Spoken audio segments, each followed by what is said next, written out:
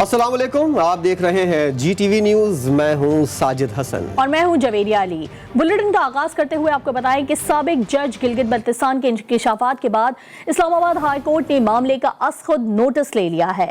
Chief justice اسلام آباد high court نے اخبار کے ایڈیٹر ان چیف، ایڈیٹر، خبر دینے والے صحافی اور اٹارنی جنرل آف پاکستان کو کل ذاتی حیثیت میں طلب کر لیا۔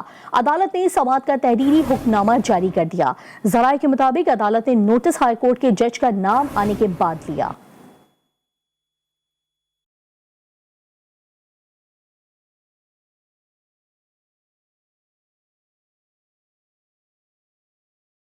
سابق جج گلگت بلتستان رانا شمیم کے انکشافات۔ اسلام آباد ہائی کورٹ نے معاملے کا از خود نوٹس لے لیا۔ سابق وزیر اعظم نواز شریف اور مریم نواز کی اپیلوں سے متعلق گلگت بلتستان کورٹ کے سابق چیف جج کے انکشافات کے بعد اسلام آباد ہائی کورٹ نے معاملے کا نوٹس لے لیا ہے۔ چیف جسٹس اسلام آباد ہائی کورٹ اطہر من اللہ نے از خود نوٹس کیس کی سماعت کی۔ عدالت نے سابق چیف جج گلگت بلتستان رانا شمیم کو کل ذاتی حیثیت میں طلب کر لیا ہے۔ اس کے علاوہ عدالت نے اخبار کے ایڈیٹر ان چیف، ایڈیٹر، خبر دینے والے صحافی اور اٹارنی جنرل آف پاکستان کو بھی کل طلب کیا ہے۔ چیف جسٹس اطہر من اللہ نے تحریری حکم نامے میں کہا کہ رجسٹرار آفس نے انگریزی اخبار میں چھپنے والی خبر کی طرف توجہ دلائی۔ خبر زیر التوا کیس سے متعلق ہے۔ خبر بادی النظر میں زیر سماعت مقدمے کی عدالتی کارروائی پر اثر انداز ہونے کی کوشش ہے۔ تحریری حکم نامے میں کہا گیا ہے کہ تمام فریقین پیش ہو کر بتائیں کہ کیوں نہ ان کے خلاف توہین عدالت کی کارروائی شروع کی جائے۔ اسلام آباد ہائی کورٹ نے کل صبح 10:30 بجے فریقین کو طلب کرتے ہوئے کیس کی سماعت ملتوی کی ہے۔ وزیراعظم عمران خان کا کہنا ہے کہ مسلم لیگ نون عدالتوں پر اثر انداز ہونے کے حوالے سے اپنی ایک تاریخ رکھتی ہے۔ سیاسی مافیا کیسز سے بچنے کے لیے کسی بھی حد تک جا سکتا ہے۔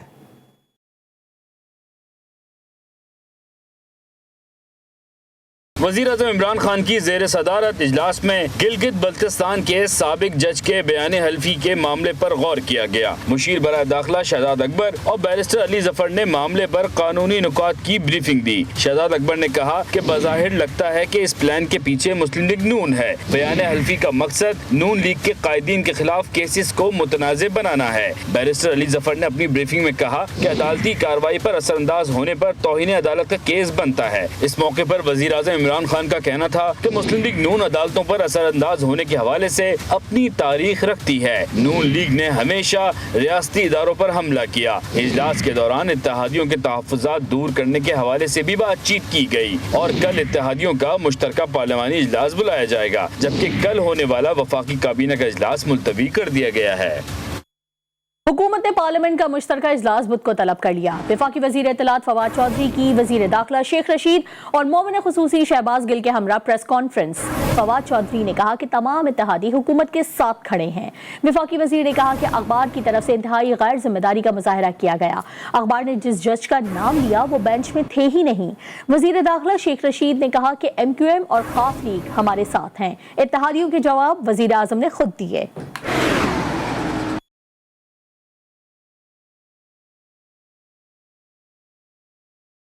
سمجھتا ہوں کہ اخباروں کی بھی اور میڈیا کی بھی جو غیر ذمہ داری کا عالم ہے، اس طرح کی کبھی کوئی خبر جو ہے وہ کسی باہر کے بڑے اخبار میں اس طرح سے بغیر ایڈیٹوریل کے نہیں لگ سکتی۔ اس اخبار نے یہ بھی چیک کرنا مناسب نہیں سمجھا کہ جس جج کا وہ نام لے رہے ہیں وہ جج بینچ میں ہی نہیں ہے۔ ہمارے اتحادیوں کے ساتھ ملاقات تھی وزیر اعظم صاحب کی، اب سے کچھ دن پہلے ختم ہوئی ہے۔ بہت تفصیل سے ہم نے جو ان کے اعتراضات تھے الیکٹورل ریفارمز کے اوپر، الیکشن اصلاحات کے اوپر، وہ سنے، ان کو وہ دور کیا گیا ہے۔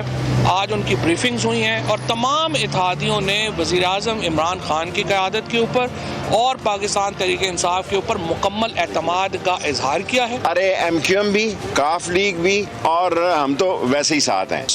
یہ سارے لوگ اس بات پہ اتفاق کر رہے ہیں کہ بدھ کے دن 12 بجے جوائنٹ سیشن بلایا جائے گا۔ سب اتحادیوں کے سوالوں کے جواب خود پرائم منسٹر نے دیے۔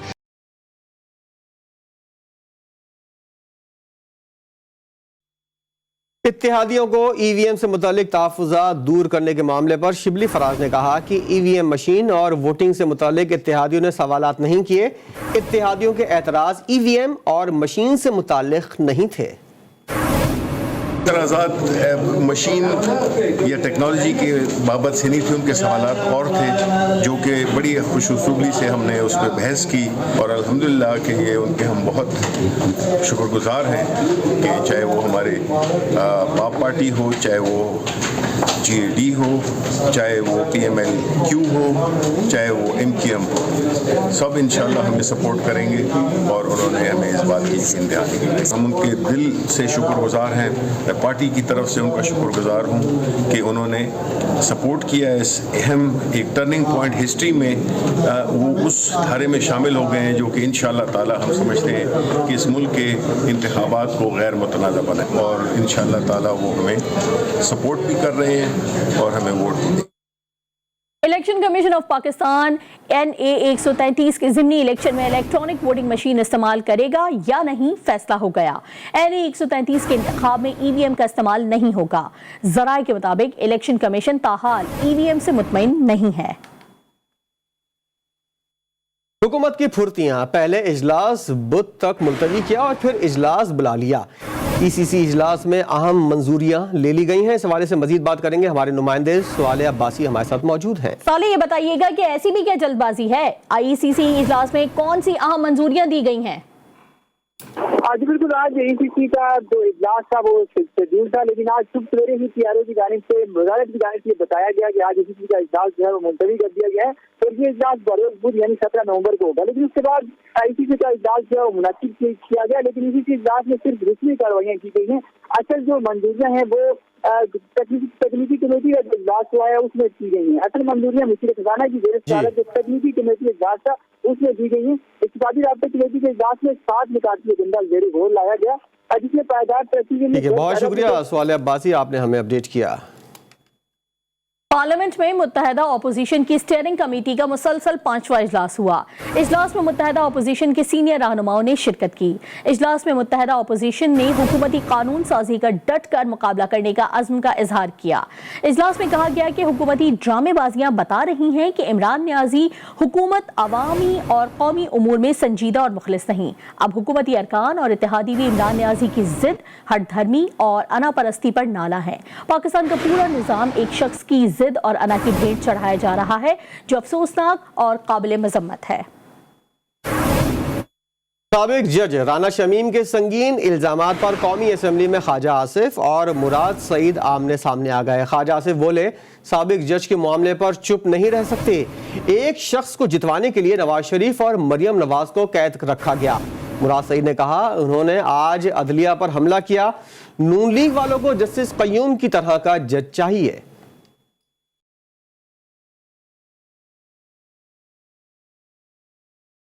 उन्होंने एफिडेविट दिया है कि मेरे सामने उस वक्त के चीफ जस्टिस साकिब निसार साहब ने हाई कोर्ट इस्लामाबाद के एक जज को फ़ोन करके कहा कि मियां नवाज शरीफ और मरियम नवाज को जो है उनके मुकदमात में जो है उनको जमानतें ना हो। कि जब नवाज शरीफ का इन्होंने बयानिया बनाया कि पता नहीं पेट खराब है, दिल खराब है, गुर्दा खराब है, अगर यहाँ से नहीं गया तो मर जाएगा। जब वो बाहर गया इन्होंने क्या कहा था शहबाज शरीफ ने कि मैं गारंटर बनता हूँ। ख्वाजा आसिफ उठा कि पूरा ऐवान उसकी गारंटी देता है। आज मैं पूछना चाहता हूँ, जो लंदन दवाई लेने के लिए गया था आज तक वापस नहीं आया। मेरा कायद नवाज शरीफ, उसकी बेटी मरियम नवाज जो है वो नकरदा गुनाहों में सिर्फ इसलिए इलेक्शन में एक पार्टी को जिताना था उनको कैद में रखा गया और उनकी आज़ादी सल्ब कर और उनको ऐसे जराइम में सजाएं सुना गई जो जराइम एग्जिस्ट नहीं करते। अदलिया पर ये हमला है जो आज इन्होंने किया। इससे पहले भी आपको याद होगा कि सुप्रीम कोर्ट पे इनकी तारीख है कि इन्होंने हमला कर दिया था। इनको अगर अदलिया चाहिए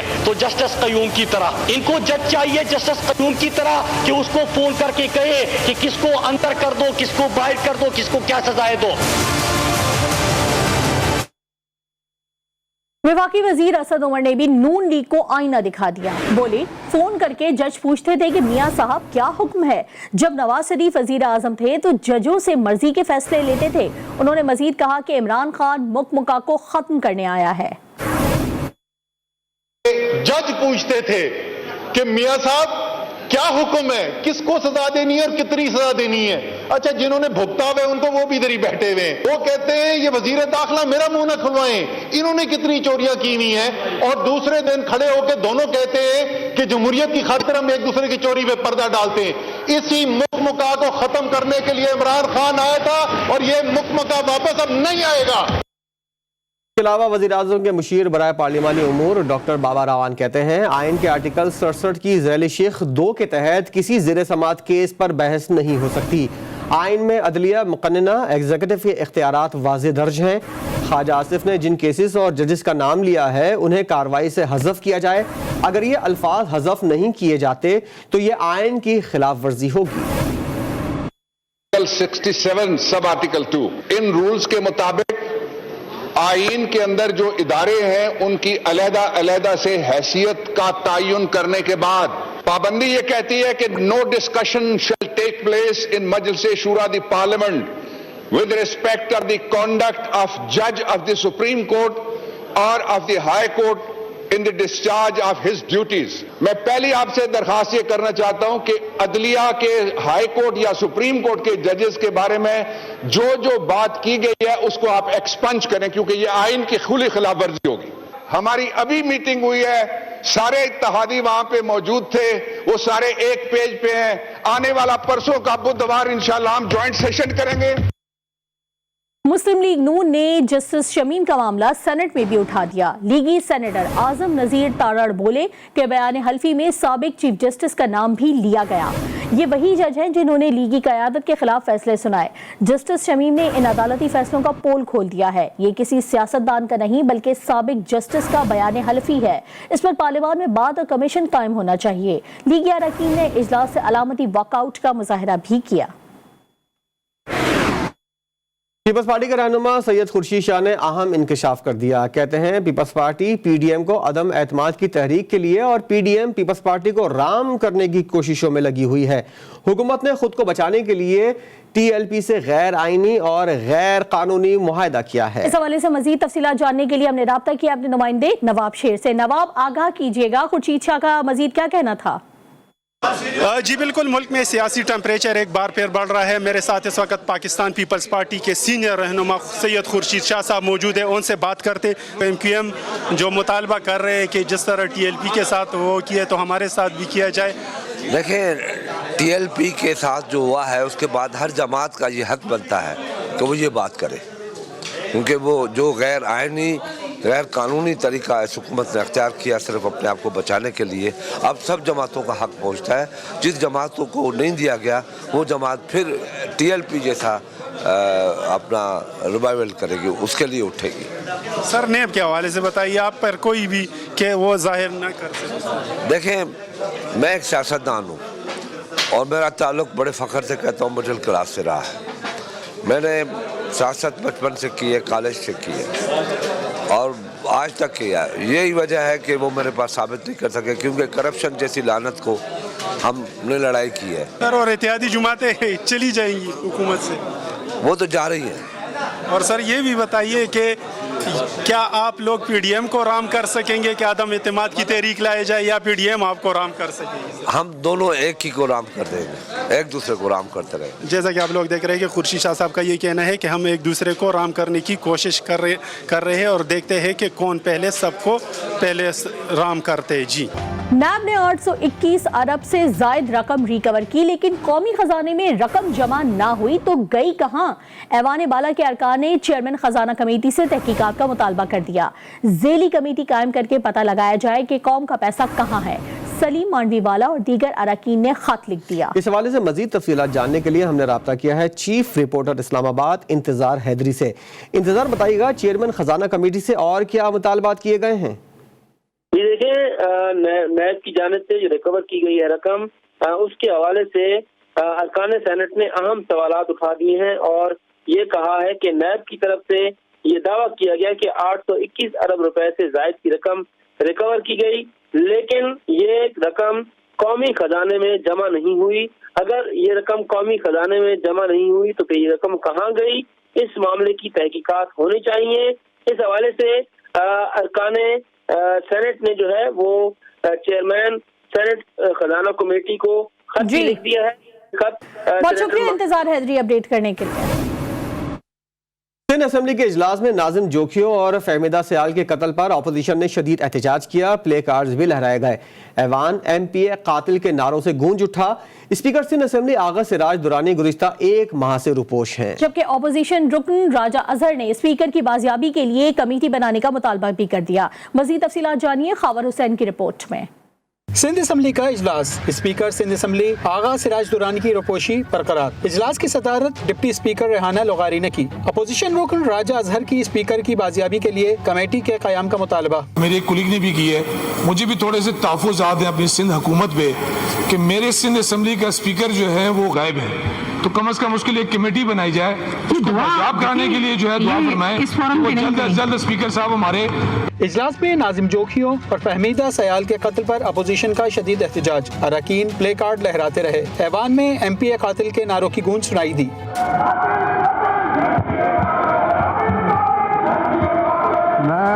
opposition leader Haleem Adil Sheikh, M Q M کے خواجہ اظہار الحسن، جماعت اسلامی کے سید عبدالرشید اور جی ڈی اے کی نصرت سحر عباسی نے حکومت پر کڑی تنقید کی۔ ناظم جوکھیو اور فہمیدہ سیال کے قاتلوں کو عبرت کا نشان بنانے کا مطالبہ کیا کہ جو اس بے شرمی بے حسی میں ملوث ہے، چاہے وہ فہمیدہ سیال شہید کے لیے ہو، چاہے 1986 کا واقعہ ہو، چاہے نمرہ بیگ کا واقعہ ہو، اللہ تعالیٰ نے اسی وقت اسی دنیا میں ان کو عبرت کا نشان بنایا۔ فہمیدہ سیال آئی ہماری بیٹی، پہلے اس کے گھر والوں کو اٹھا کے بند کر دیا گیا، پھر قرآن شریف لائی اس کو شہید کیا گیا، گھر کے اندر گھس کے شہید کیا گیا، اور اس کے بعد جس نے ویڈیو بنائی اس کو بھی اغوا کر لیا گیا، حسن سیال کو۔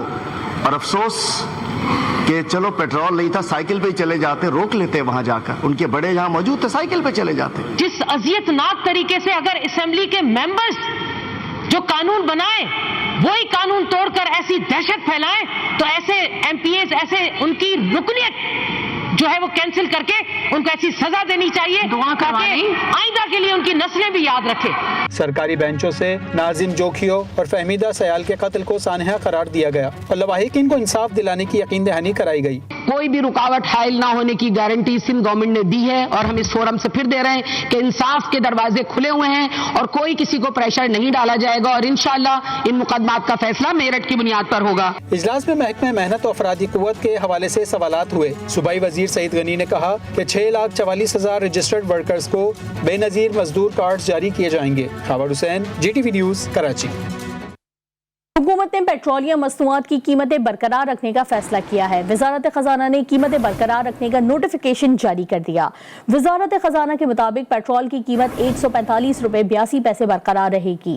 ہائی اسپیڈ ڈیزل کی فی لیٹر قیمت 142 روپے 62 پیسے، مٹی کا تیل فی لیٹر 116 روپے 53 پیسے اور لائٹ ڈیزل کی فی لیٹر قیمت 114 روپے 7 پیسے برقرار رکھنے کا فیصلہ کیا گیا ہے۔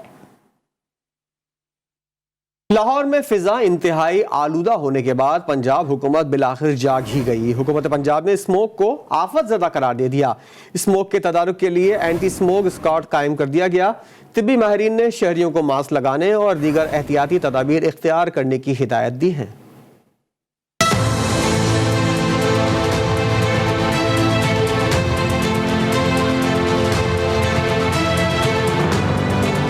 حکومت پنجاب نے اسموک کو آفت قرار دے دیا۔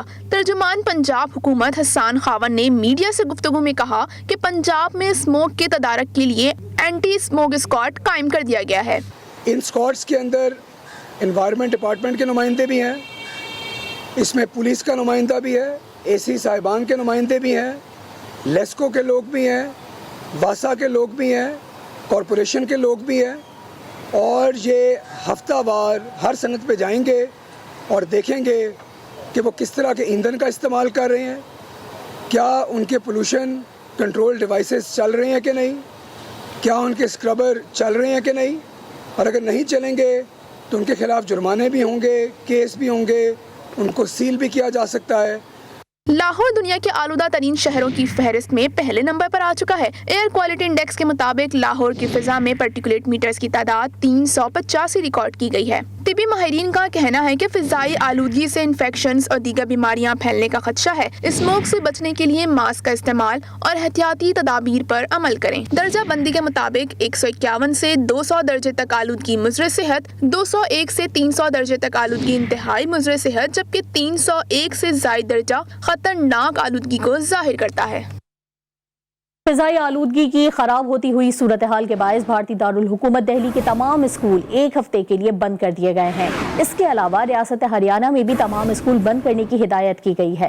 नई दिल्ली में 17 नवंबर तक तमाम तामीराती सरगर्मियों पर पाबंदी लगा दी गई है और सरकारी और निजी दफातर के मुलाजमीन को घर से काम कराने की तजवीज़ दे दी गई है। इसके अलावा नई दिल्ली में मुकम्मल लॉकडाउन का भी इम्कान है, लेकिन इसका फैसला मुतल्लिका एजेंसियों और हुकूमत से मुशावरत के बाद किया जाएगा।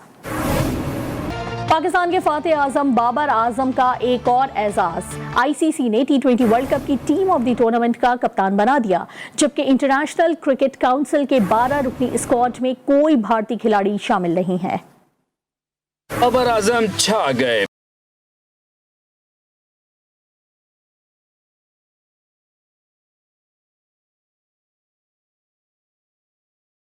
पाकिस्तानियों के बाद कौमी कप्तान बाबर आजम आईसीसी को भी पसंद आ गए। इंटरनेशनल क्रिकेट काउंसिल ने T20 वर्ल्ड कप की टीम ऑफ द टूर्नामेंट का ऐलान कर दिया। Babar Azam team of the tournament के कप्तान बना दिए गए।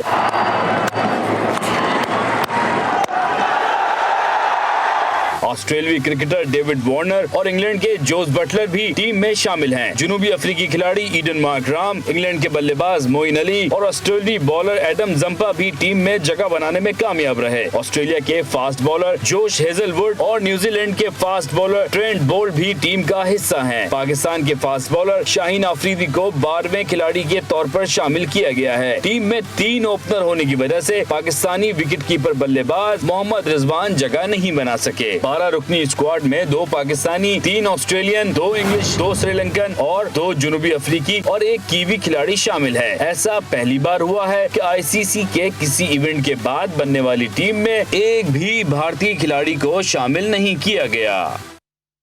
पाकिस्तान क्रिकेट टीम के विकेटकीपर बैटर मोहम्मद रिजवान ने हमेशा तकिया साथ रखने की वजह बता दी। पीसीबी के ऑफिशियल ट्विटर अकाउंट से एक वीडियो जारी की गई है। क्या कहना था उनका, आपको दिखाते हैं। पिलो की बात है तो ये तकिया बेसिकली मेडिकेटेड पिलो है और मेरा आपको पता है कीपर का हमेशा से थोड़ा सा गर्दन का मसला रहता है, क्योंकि ऊपर नीचे बैठना होता है, हेलमेट जो फील्डिंग में पहनी रहती है, अगर बैटिंग है तो फिर भी हेलमेट पहना रहता है, जिसकी वजह से गर्दन जो है बिल्कुल सुकड़ सी जाती है और टाइट हो जाती है, जिसकी वजह से ये मुझे मेडिकेटेड पिलो जो है लोगों ने रेफर किया। इसकी वजह से मुझे काफ़ी सुकून होता है रात को सोने में। एक ब्रेक के बाद हाजिर होंगे हेडलाइंस के साथ। देखते रहिए GTV न्यूज़।